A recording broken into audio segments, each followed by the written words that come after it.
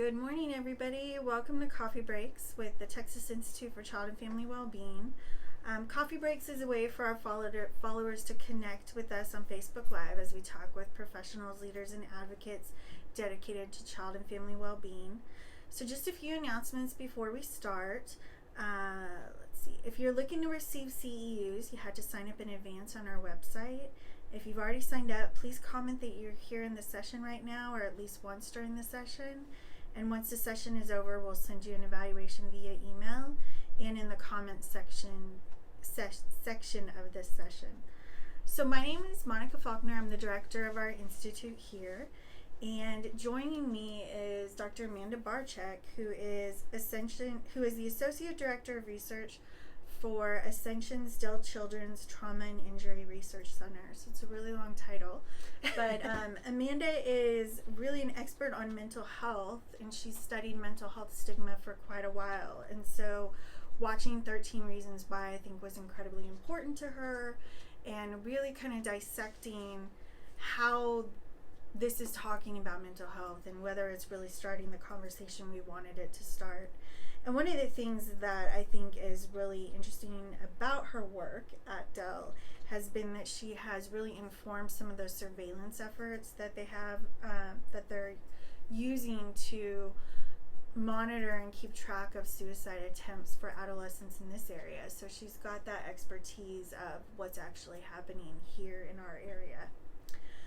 So we're going to go ahead and jump into talking about 13 Reasons Why. And in full disclosure, we have talked about this probably for hours on our own. Yes. But we want to focus today on the suicide part of it and really looking at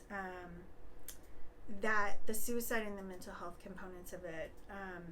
And so I know with this 13 Reasons Why and the whole series produced by Selena Gomez, she had said a couple times, this is an authentic portrayal of teen life, and it's really opening the door to a conversation.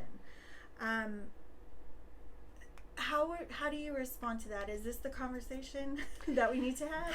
No, I don't think that this is the conversation that we need to have. I do think, I understand what she's saying, that oftentimes mental health problems and suicide, especially youth suicide, is stigmatized and not talked about. Mm-hmm. I don't necessarily agree that this was a truly authentic portrayal of the suicide attempt portion of it.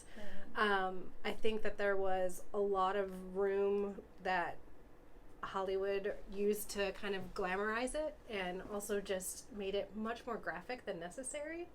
I also think that that's not the conversation that a lot of mental health professionals and mental health advocates would want to have because of the way they portrayed mental health professionals in it.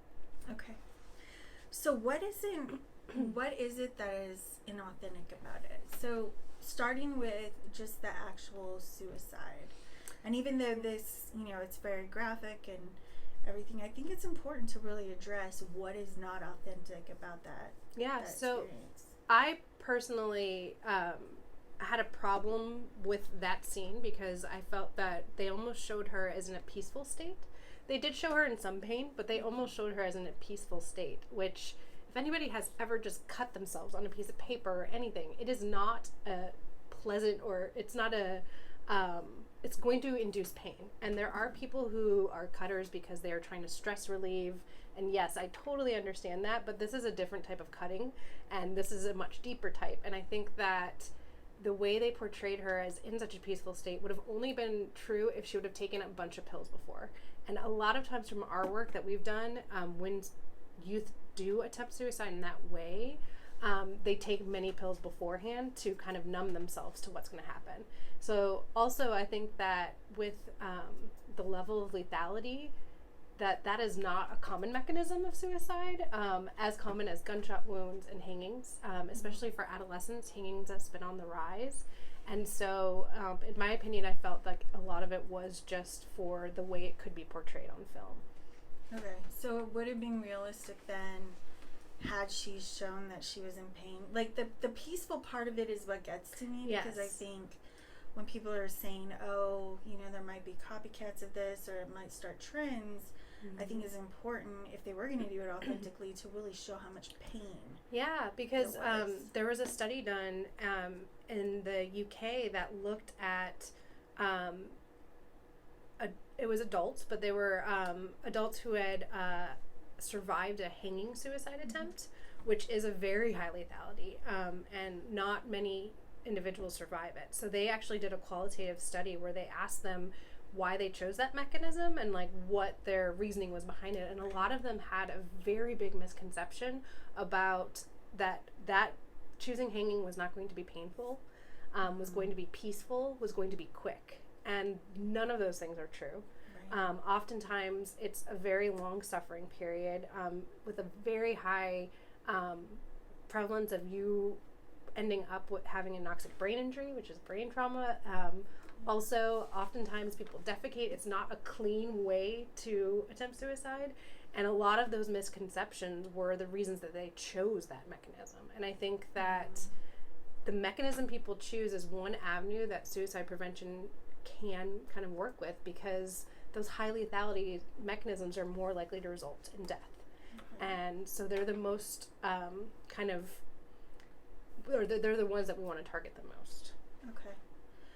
So, and then in terms of talking about authenticity, I mean, there's been a lot of discussion about should they even have included that scene.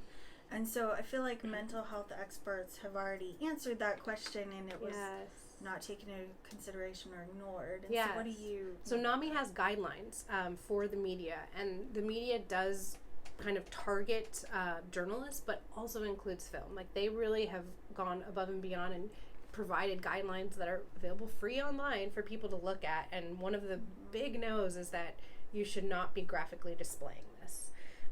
And it seems like they went against a lot of the guidelines that NAMI offered, and those are guidelines that are developed of years of research and expertise that NAMI has.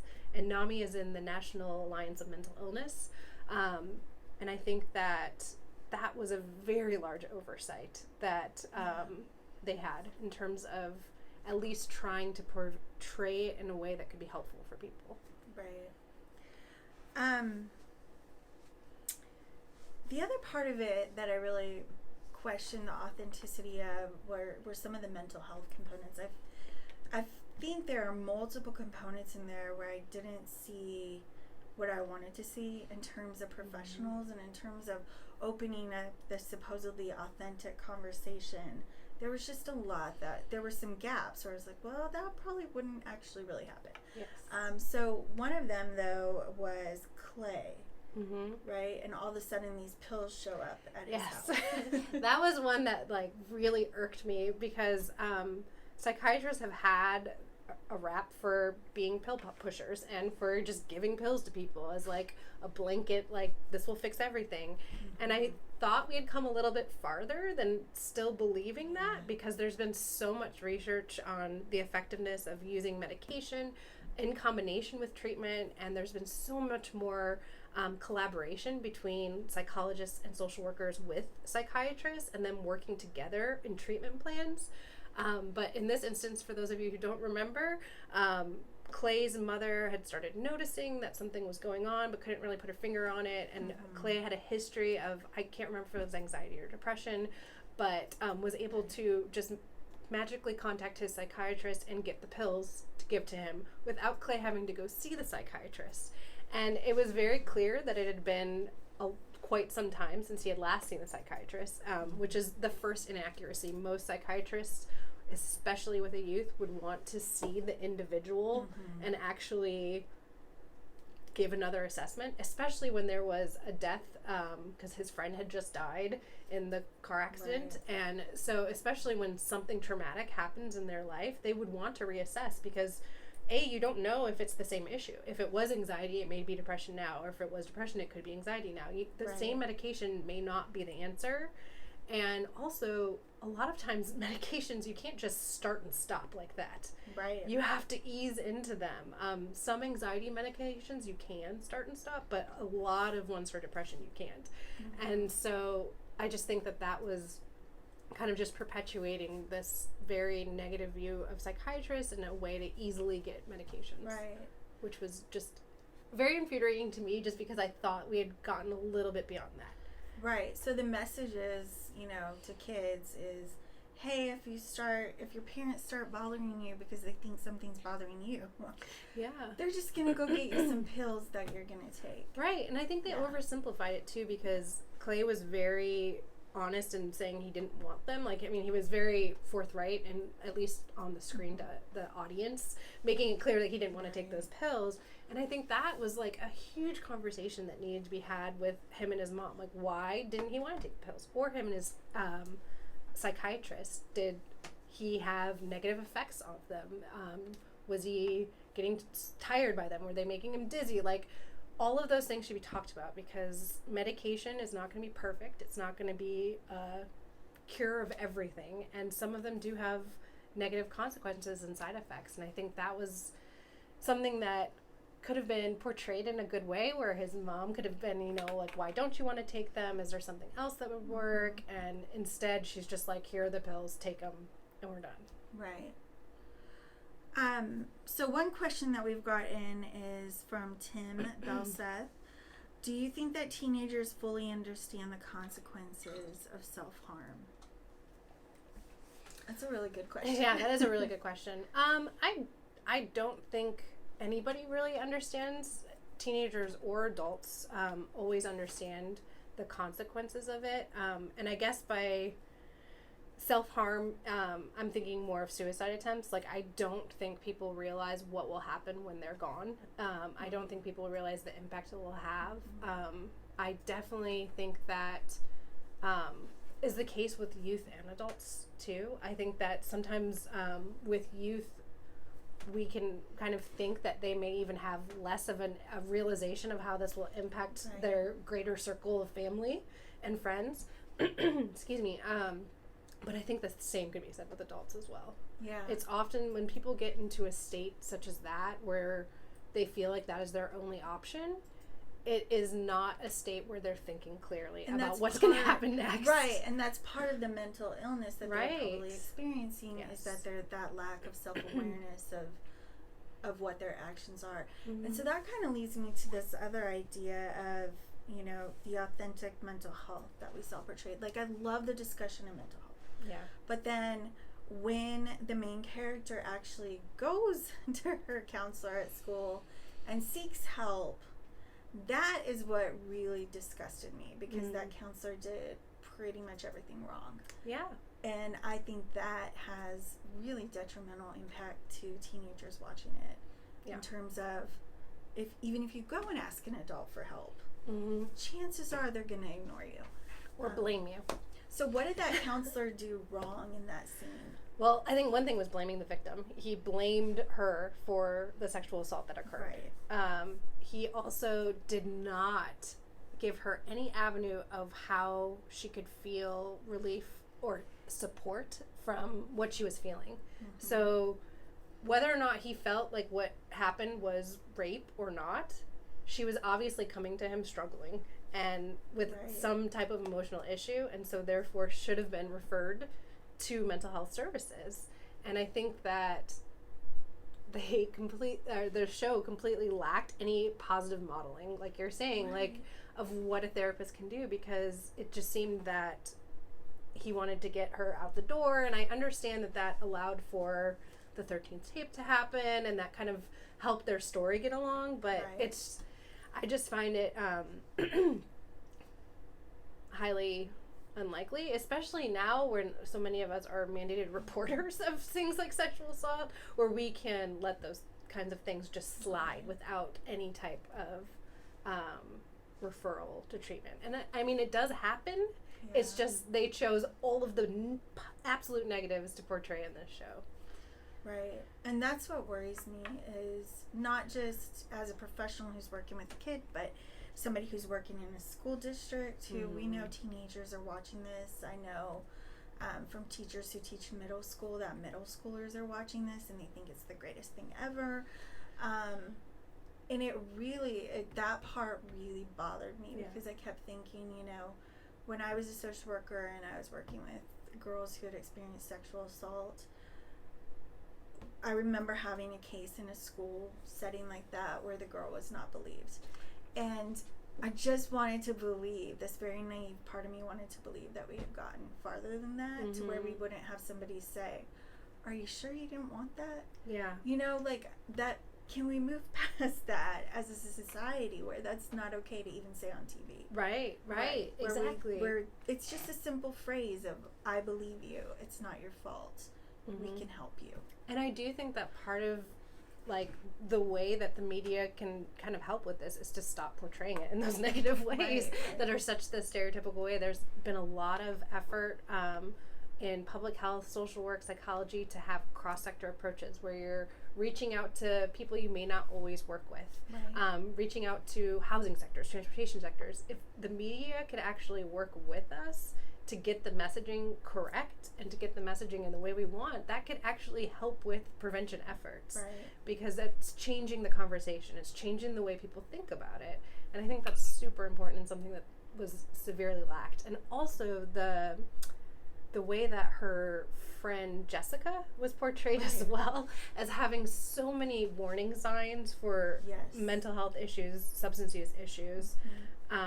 I found it so, like, just heartbreaking that, like, nobody was able to, no adult in her life, not her cheerleading coach that she stopped showing up to practice for, not her teacher that every time we saw her on the screen, it looked like she was just, like, punched in the face. She was always crying. Like, nobody stepped in at all. And so that's another thing that NAMI promotes so well, and Mental Health America as well, that, you know, there are warning signs. When you see them, you have to intervene. You have to say something. And especially adults in their lives have to be looking out for that. And I know that teachers have gotten lots of training on this. Counselors have gotten lots of training. And there's always more to be had, but that seemed very unrealistic to me. Well, at least, even if that does happen, it's just, that's not the way we want it to be portrayed. We want to show people that this can be done in a good way. If something's bad, adults can be the one to support them. I mean, I really can't think of a single adult in there who really handles anything well. Like, I really, and part of that too, though, is, you know, one of the things they might have opened the door to a little discussion about is the way adults communicate with youth, and this disconnect and this, like, I always know better than you type of mentality. And, like, historically looking back at a lot of teen shows out there, and even ones from when I was, like, a teenager, like, a lot of times the parents are just absent. But there usually was still, like, one or two positive influences that were kind of, like, I always think 90210, like Brandon and Brenda's parents were, like, the positive influences. We're totally showing our age here with 90210. Okay. But there was always, like, there was a positive influence, and I feel like this kind of lacked that positive adult influence. Saved by the Bell, there was Belvedere. Or Belding. I think the big question people would have then is, if I'm a parent, do I let my child watch this? I would not. I actually I think that there should be trigger warnings on this for all people who have any history of mental health. Like, I think that children should not be watching this show. It does have, like, a rating. I don't know all the Netflix ratings. I think they did put some trigger warnings in there, but it wasn't on every episode. And I think parents need to know that there are very graphic depictions of sexual assault, suicide, which is not realistic, and bullying in particular. So those could trigger anybody. I mean, a lot of people have experienced bullying in particular. And I think that even if an adolescent or a young adult was to watch this, like, those conversations with a parent need to be had after every episode. Because I think that it's important, if this was going to be used at all as a talking point, then those discussions need to be had. And I think that it really worries me that at the end of every episode, they don't direct people to the crisis hotline. They direct people to the book's website, which then if you do a couple of clicks, you can get to some type of help. But that used to be something that was fairly standard in every episode that would talk about something, like, very difficult or serious. they used to be, right, I felt like on TV at least, not on Netflix, I don't know as much about that, but on television, they'll always give some type of hotline to reach out to. That was another point that I thought was severely lacking in this. So if I'm a social worker, let's say I'm at a school or I'm at just whatever setting, right? And I know a kid has watched this and they're talking about it. What are some of the things I need to make sure that that kid knows about this, or to engage them in conversation? Because just to be like, you shouldn't be watching that. Yeah. It's too late. Not always helpful. Yeah. But yeah, I think that having an open conversation about, well, what did they think about it? I think that's a good place to start, and kind of redirecting the conversation towards, like, do you know people that you could talk to if you were in need, and say, it didn't seem like Hannah had any support system, like, and making sure that person has a support system. Right. And I think that that's one of the things that are really, really important now with all the aftermath of this show.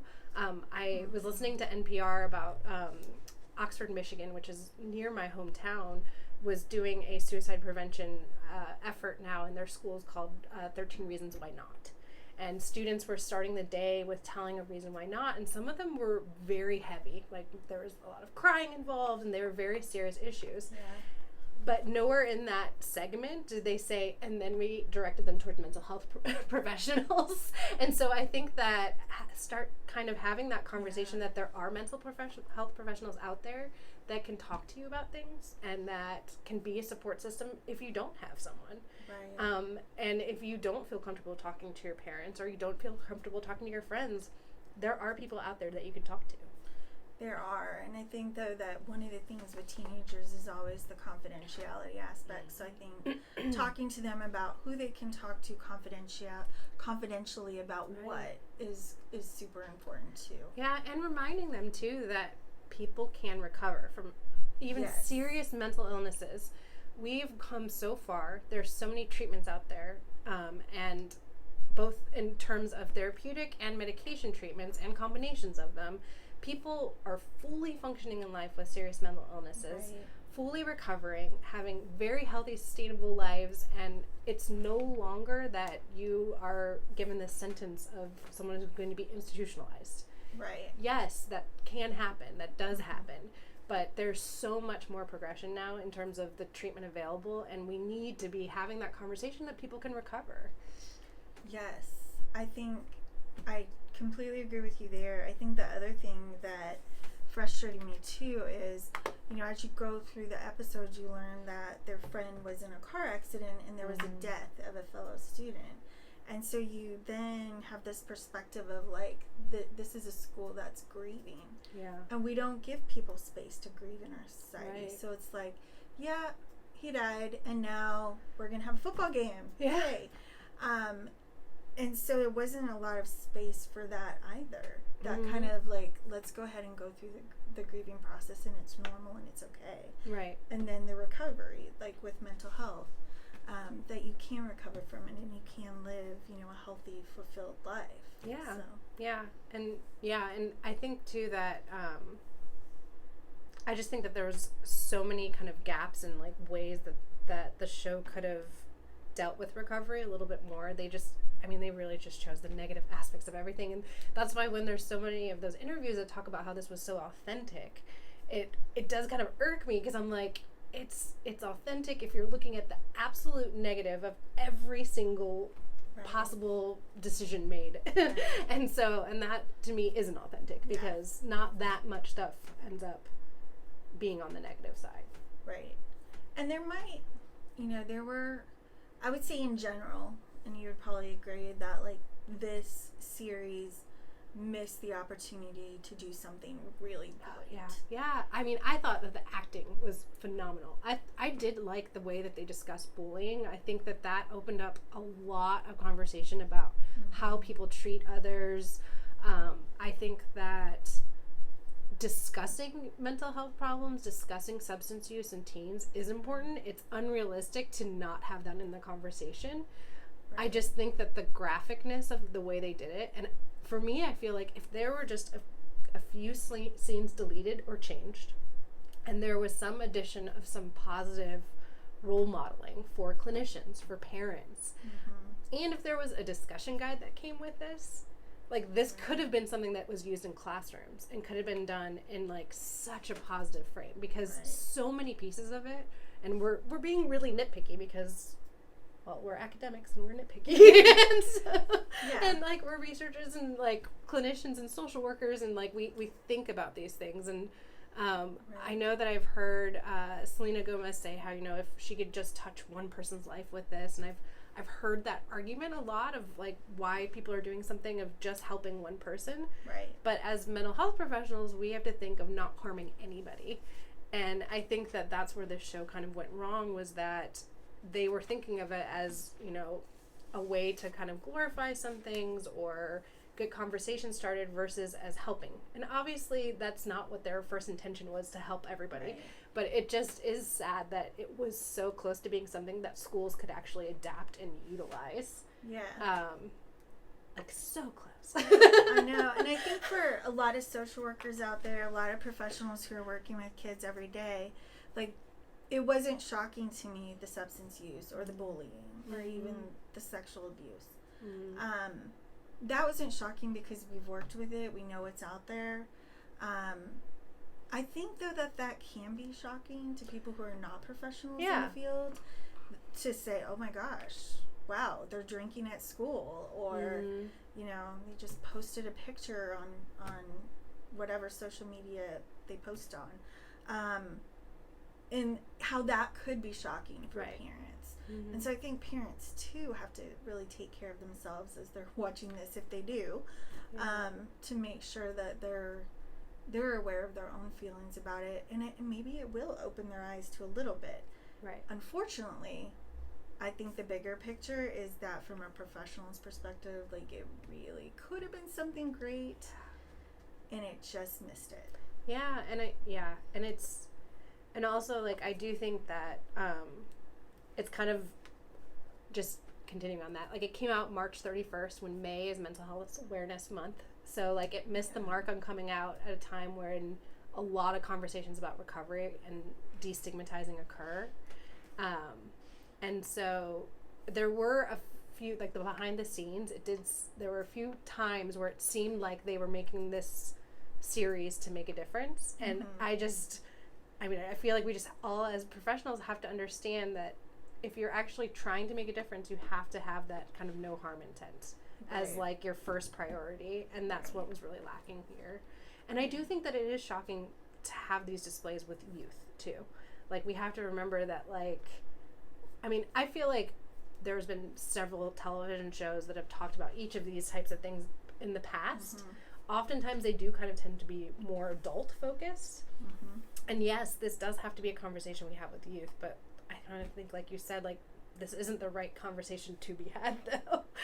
Right. It could have been had in a different way that could have, you know, and, you know, when Selena Gomez has said, I just wanted to get the conversation started. I mean, we are talking about it. We are talking about it. Yeah. But we're talking about it in terms of, wow, I wish this were a whole different conversation that you would have approached in a completely different way. And also, I mean, because I research suicide attempts on youth, I talk about this every other day. And so I do feel like there are conversations being had. And what we need is to propel the conversations that are being had in a positive way. Right. And not start new conversations that are kind of continuously stigmatizing it. Right. Because there are a lot of mental health professionals in our county that are working on improving children's mental health and well-being, and are trying to find ways to help with youth suicide, trying to find ways to help with substance use in youth and sexual assault in youth. And there's a lot of this being done, but this kind of conversation is kind of coming in a different area of, like, the popular media. Right. And it's kind of undermining what we're all trying to do. Right.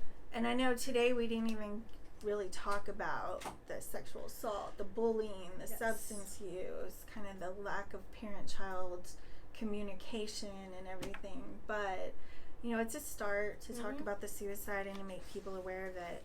So I want to go ahead and wrap up, and thank you so much for coming to talk about all your work and the work you're doing. And and thank you to everybody for joining us today. If we haven't gotten to any of your comments yet, we'll let you know. We'll be answering the questions later. We'd love your feedback. So even if you aren't receiving CEUs, please fill out the evaluation, which has just been linked up on the comment section. And if you did sign up for CEUs, the evaluation form will be emailed to you, and you can expect to receive that CEU certificate in about a week. So again, thank you so much for joining us today. This was one of those conversations that I think was really important to have about this video, and so definitely keep talking about it with other professionals, and let's see if we can find some solidarity in the message that we send to youth about this. So check out our website to learn more about future coffee breaks. Thank you. Thank you.